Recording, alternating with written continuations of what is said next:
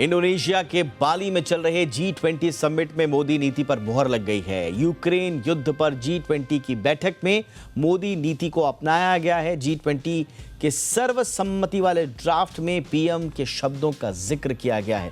इसमें लिखा गया है कि यह युद्ध का युग नहीं है। G20 में यूं ही भारत का डंका नहीं बज रहा है। लगातार भारत वैश्विक पटल पर अहम मुद्दों को उठा रहा है और बड़ी बेबाकी से एड्रेस भी कर रहा है। और यहां भी पीएम मोदी की तरफ से अहम मुद्दे उठाए गए।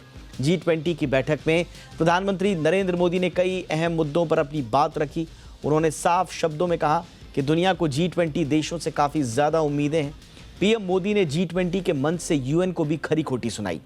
उन्होंने कहा कि दुनिया की समस्याओं से निपटने में यूएन असफल रहा है। हम यूनाइटेड नेशंस में पर्याप्त सुधार नहीं कर सके हैं। रूस यूक्रेन युद्ध, कोरोना और जलवायु परिवर्तन ने तबाही मचाई है। इस सबसे वैश्विक आपूर्ति पर बहुत ज़्यादा फर्क पड़ा है। बुनियादी ज़रूरतों की सप्लाई का संकट पूरी दुनिया में है। G20 समिट ऐसे समय में हुई है जब दुनिया के सामने कई बड़ी गंभीर चुनौतियां हैं। रूस यूक्रेन युद्ध ने जिस तरह से दुनिया के देशों को प्रभावित किया है, वो गंभीर संकट बन चुका है।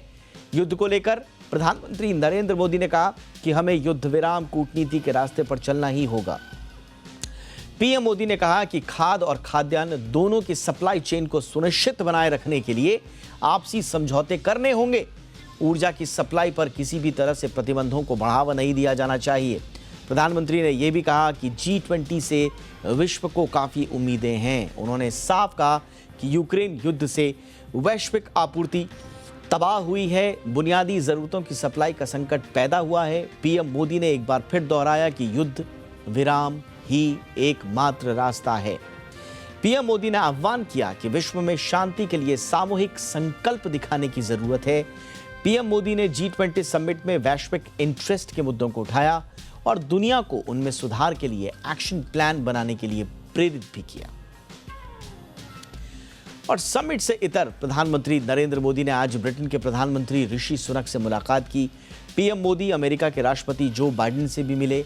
दोनों की मुलाकात पर विदेश मंत्रालय ने कहा कि दोनों नेताओं ने भारत अमेरिका के बीच रणनीतिक साझेदारी को गहरा करने और क्वाड जैसे समूहों को मजबूत करने उनमें मजबूती से सहयोग की सराहना की है। प्रधानमंत्री मोदी का वर्ल्ड लीडर्स से मिलने का सिलसिला लगातार जारी है। अभी कुछ देर पहले डिनर पार्टी में प्रधानमंत्री नरेंद्र मोदी ने चीन के राष्ट्रपति शी जिनपिंग के साथ मुलाकात की। हालांकि ये कोई औपचारिक मीटिंग नहीं थी। एक दूसरे को ग्रीट किया, थोड़ा एक दूसरे के साथ संवाद जो है उनका उसका आदान प्रदान हुआ, लेकिन इसके भी कई मायने हैं। इस मुलाकात में दोनों देश के नेता काफ़ी गर्मजोशी से एक दूसरे का अभिवादन करते नजर आए। आपको बताएं कि दोनों देशों के बीच सीमा पर जारी तनाव के बीच ये मुलाकात हो रही है। और इस वक्त हमारे साथ बेहद खास मेहमान जुड़ चुके हैं। ORF में स्ट्रैटेजिक स्टडीज़ प्रोग्राम के हेड प्रोफेसर हर्ष पंत हमारे साथ जुड़ चुके हैं। प्रोफेसर पंत, बहुत बहुत स्वागत है आपका हमारे शो पर। ताज़ा जो तस्वीरें हैं सर, वहीं से मैं चर्चा की शुरुआत करना चाहूँगा।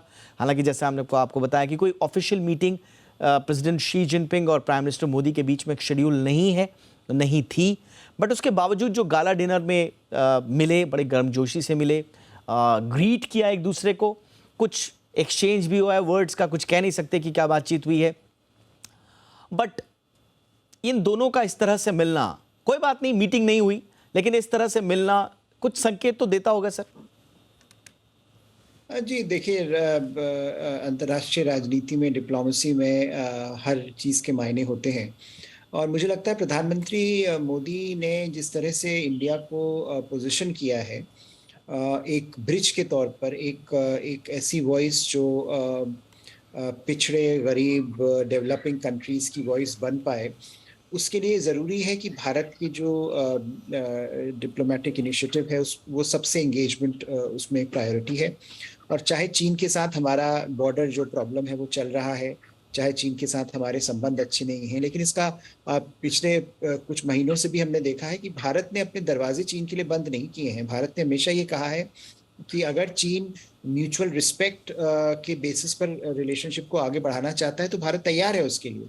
और इसीलिए प्रधानमंत्री मोदी और शी जिनपिंग की जो मुलाकात है वो अपने आप में इस बात को रेखांकित करती है कि कहीं पर भारत चीन को भी साथ लेकर चलना चाहेगा, क्योंकि उसका जो लक्ष्य है वो ये है कि G20 कि प्रेसिडेंसी आए और जो समिट हो अगले साल, उसमें भारत एक ग्लोबल लीडरशिप के तौर पर सारे देशों को साथ लेकर आगे बढ़ पाए। चीन अगर चलना चाहे तो चीन का स्वागत है, और मुझे लगता है यही मैसेज प्रधानमंत्री मोदी ने, आप अनुमान लगा सकते हैं, दिया हो कि हम साथ चलने को तैयार हैं आप, और अगले साल और इस साल की अगुवाई जो G20 की भारत करेगा, तो उसमें चीन का भी रोल होगा। अब चीन को आप, इतनी बड़ी शक्ति है, इतनी आर्थिक उसमें क्षमता है, उसको आप दरकिनार करके ग्लोबल सॉल्यूशंस तो नहीं ला सकते। तो कहीं पर वो एक मैसेज भारत ने अपनी उदारता का दिया है, और लेकिन इसका ये मतलब नहीं कि हमारा गार्ड डाउन है या हम किसी तरह का कॉम्प्रोमाइज अपने जो हित है उन पर करेंगे, लेकिन उसके साथ साथ हम बातचीत को तैयार हैं। ये मैसेज चीन को गया और मैसेज दुनिया को गया कि भारत अपने तटस्थ है अपने इंटरेस्ट को लेकर, लेकिन भारत किसी से भी बात करने को तैयार है। स्वाभाविक रूप से, और 2020 के बाद से जो डोकलाम स्टैंड ऑफ हुआ है उसके बाद से हर मंच पर लोग राह देखते हैं कि भारत और चीन के नेता मुलाकात करें, कुछ बातचीत करें। शंघाई सहयोग संगठन में हमने देखा कोई औपचारिक मुलाकात नहीं हुई। इस बार कुछ उम्मीदें थी कि मुलाकात होंगी, लेकिन मुलाकात नहीं होने के बावजूद भारत ने जो जेस्चर दिखाया है वो साफ तौर पर, आपने बड़ी इंपॉर्टेंट बात कही कि गार्ड्स डाउन है हमारे, ऐसा नहीं है, बट हाँ, हम खुले हैं बातचीत के लिए और हर समाधान के लिए तैयार हैं। ये भारत ने बड़ा पुख्ता तौर पर संदेश दिया है। इसके इतर आप ओवरऑल भारत की पोजीशनिंग को किस तरह से देखते हैं? आज हमने देखा जो ड्राफ्ट जो फाइनल हुआ उसमें प्रधानमंत्री नरेंद्र मोदी के शब्द हैं कि ये युग युद्ध का युग नहीं है। इनफैक्ट पिछले कुछ महीनों से ये युद्ध, ये जो शब्द हैं, ये जो वाक्य है, ये पूरी दुनिया का स्लोगन बन गया है। तो ये जो स्वीकार्यता है भारत की सोच की और भारतीय विचारों की और भारतीय संदर्भों की, ये जो स्वीकार्यता है, इसको आप किस तरह से आंकते हैं G20 के परिदृश्य में?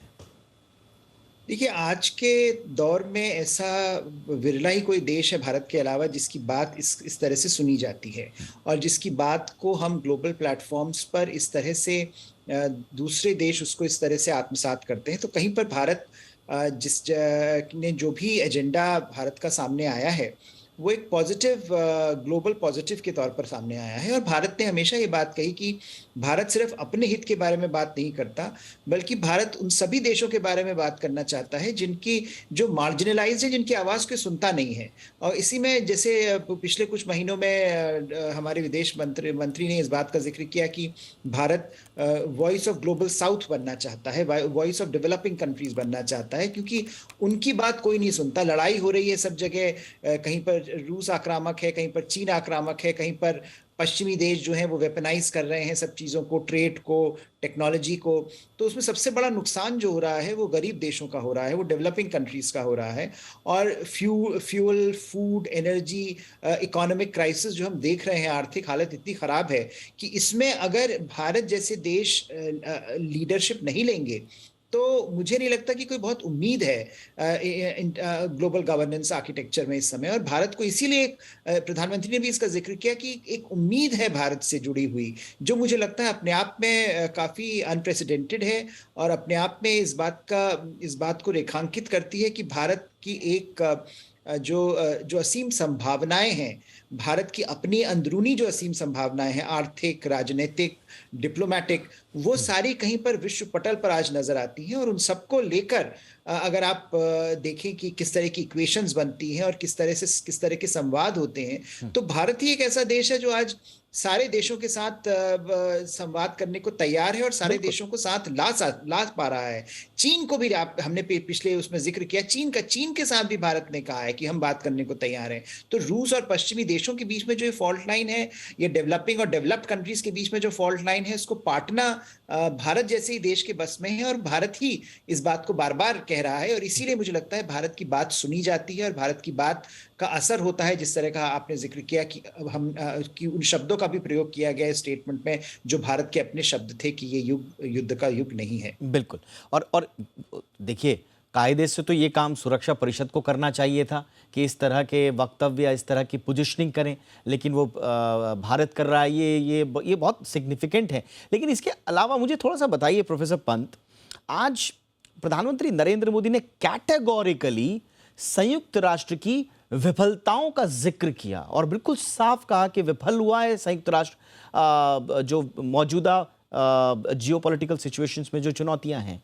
क्या भारत ने सीधा यूएन की स्पष्ट आलोचना इससे पहले कभी की है या इस तरह के संकेत दिए हैं, और अगर आज की है पहले नहीं की है तो इसका मतलब क्या है? नहीं, देखिए, भारत और खासकर प्रधानमंत्री मोदी पिछले कुछ सालों से धीरे धीरे इस बात को आगे बढ़ा रहे हैं कि जो यूएन का ढांचा है, यूनाइटेड नेशंस का ढांचा है, ये आज की समस्याओं को डील करने के लिए उचित नहीं है, या इस कदर जैसा बना था 1945 में वैसा ही चला आ रहा है। और इसीलिए क्राइसिस पे क्राइसिस होते हैं और यूएन एक खामोश ऑर्गेनाइजेशन की तरह खड़ा रहता है, कोई एक्टिविटी नहीं होती। कोविड चला गया, कोविड में हमने देखा डब्ल्यूएचओ जैसे जो कि यूएन का ही एक ऑर्गन है, उसमें किस तरह की एक्टिविटी नहीं हुई, लैक ऑफ एक्टिविटी रही। उसके बाद हमने चीन का आक्रामक रूप देखा, उसमें यूएन कुछ नहीं कहता है। रूस का जो युद्ध, इतना बड़ा युद्ध चल रहा है, उसमें यूएन की कोई संभावनाएं नहीं है। आर्थिक मंदी चल रही है, फूड फ्यूल सारे क्राइसिस चल रहे हैं और यूएन के पास कोई ऐसा इंस्ट्रूमेंट नहीं है जो यूएन व्हील कर पाए। तो इसीलिए मुझे लगता है भारत ये बात बार बार कह रहा है, और यहाँ पर मुझे लगता है G20 के मंच से ये बात कहना, इस बात को भारत जो रिफॉर्म्ड मल्टीलैटरलिज्म की बात भारत करता आया है कि यूएन में अगर डिसीजंस नहीं लिए जाएंगे और यूएन अगर एक तरह से पैरालिसिस की कगार पर खड़ा होगा, तो हमको अल्टरनेटिव मैकेनिज्म्स ढूंढने पड़ेंगे, अल्टरनेटिव लीडरशिप ढूंढनी पड़ेगी। और उसके लिए G20 एक बहुत इंपॉर्टेंट प्लेटफॉर्म है। G20 की क्योंकि प्रेसिडेंसी भारत के पास आने वाली है, तो भारत उस प्रेसिडेंसी में अपने आप को सिचुएट करके ये कह रहा है कि अगर यूएन काम नहीं करेगा तो G20 को काम करना पड़ेगा, और हम तैयार हैं काम करने के लिए, क्योंकि हमारे पास प्रेसिडेंसी होगी, लीडरशिप होगी। तो हम सारे जो देश हैं इंपॉर्टेंट, ये जो ग्रुप है डेवलपिंग और डेवलप्ड कंट्रीज का, बहुत इंपॉर्टेंट, सबसे बड़ी ग्लोबल इकोनॉमिक पावर इसके पास है, हम लीडरशिप लेने को तैयार हैं। और आज तक कई मंचों से इस बात की आलोचना होती थी कि भारत परेशानियां तो बहुत बताता है लेकिन समाधान नहीं बताता। मुझे लगता है प्रधानमंत्री मोदी ने भारत को ऐसे पोजीशन किया है कि भारत आज समस्याओं के समाधान बताने में सक्षम है। वो ये कह रहे हैं कि हम लीडरशिप लेने को तैयार हैं, और यूएन को इसीलिए बार बार वो एक आईना दिखाते हैं। और यहां से दिखाने का ये सबसे इंपॉर्टेंट जो एक कारण है कि वो यूएन और G20 को आपस में रखकर जक्सटपोज कर रहे हैं कि अगर यूएन काम नहीं कर रहा है तो G20 को काम करना पड़ेगा, और भारत के नेतृत्व में G20 अगले साल काम करके दिखा भी सकता है। तो मुझे लगता है वो अपनी लीडरशिप को, भारत की लीडरशिप को एक ऐसे पटल पर सिचुएट कर रहे हैं जहां पर उसका कंपैरिजन सिर्फ पुरानी G20 के समिट से नहीं होगा, बल्कि उसका कंपैरिजन किया जाएगा यूनाइटेड नेशन से, कि जहां पर यूनाइटेड नेशंस खामोश खड़ा है, भारत ने G20 को इतना प्रखर, इतना प्रमुख बनाया कि वहां से एक नया ग्लोबल गवर्नेंस का डायलॉग शुरू हो पाया।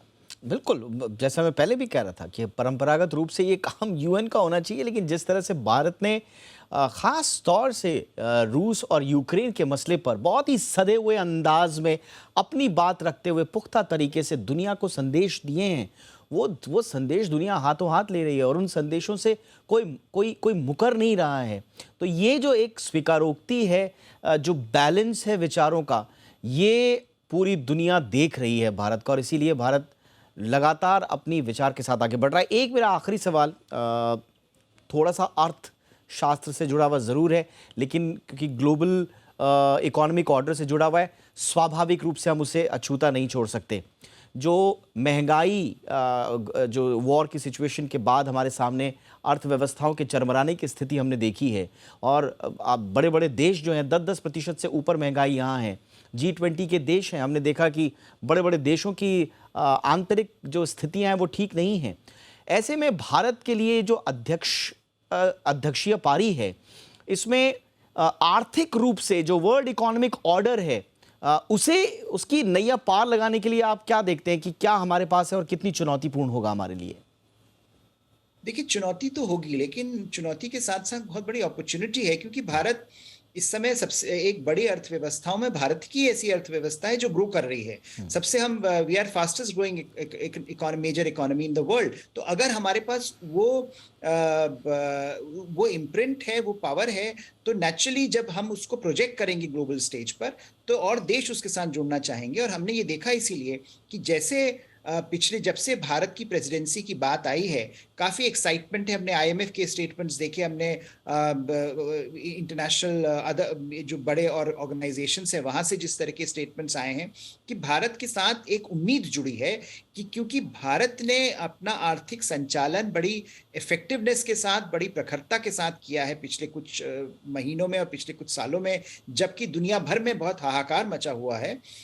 इसलिए भारत को लीडरशिप के लेवल पर प्रोजेक्ट करने के लिए बहुत अच्छा एक मौका है और मुझे लगता है वो मौका प्रधानमंत्री मोदी ने इसका जिक्र भी किया कि हमारे साथ उम्मीद जुड़ी है और वो मौका भारत छोड़ना नहीं चाहेगा, क्योंकि हमको ये दिखाना है एक ऐसे समय में जबकि चीन ये कहता रहा है कि देखिए ऑटोक्रेसी जो है, अथॉरिटेरियन सिस्टम में ज़्यादा अच्छा काम होता है और वहाँ पर आर्थिक जो है हालत अच्छी रहती है, इसलिए चीन ग्रो कर रहा है। लेकिन अभी सिचुएशन कितनी बदल गई है कि वो सारे पश्चिमी देशों में भी परेशानी चल रही है और चीन में भी परेशानी चल रही है, क्योंकि भारत की इकोनॉमी ग्रो कर रही है। तो भारत को एक ऐसी अपॉर्चुनिटी मिली है और इसीलिए मुझे लगता है कि ये जो G20 का समिट है, ये ग्लोबल इकोनॉमिक गवर्नेंस के मद्देनज़र भी बड़ा इम्पोर्टेंट होगा, क्योंकि उसमें भारत जैसा देश जो डेवलपिंग कंट्रीज़ की भी परेशानियाँ रखेगा और डेवलप्ड कंट्रीज से ये मांग करेगा कि वो और ज़्यादा प्रोएक्टिवली काम करें कि डेवलपिंग वर्ल्ड की जो समस्याएं हैं उनको कुछ समाधान मिल पाए। उसको लेकर भारत से बहुत उम्मीदें जुड़ी हैं और भारत उन उम्मीदों को आगे ले जाने के लिए भी तैयार, मुझे लग रहा है तैयार है। बिल्कुल, तो एक नया रूप हमने भारत के व्यवहार में देखा है बीते कुछ सालों से, विदेश नीति में ख़ास तौर से, और एक नई तरह की पोजीशनिंग, एक नया तरह का जेस्चर हमने देखा है और अब एक नई तरह की लीडरशिप भी मिली है G20 की भारत को। अब देखते हैं कि भारत इस दुनिया को G20 के बड़े मंच के माध्यम से किस दिशा में ले जाता है और अपनी भूमिका किस तरह से निभाता है। बहुत बहुत शुक्रिया प्रोफेसर पंत, आपने वक्त निकाला हमारे लिए। Thank you so much sir.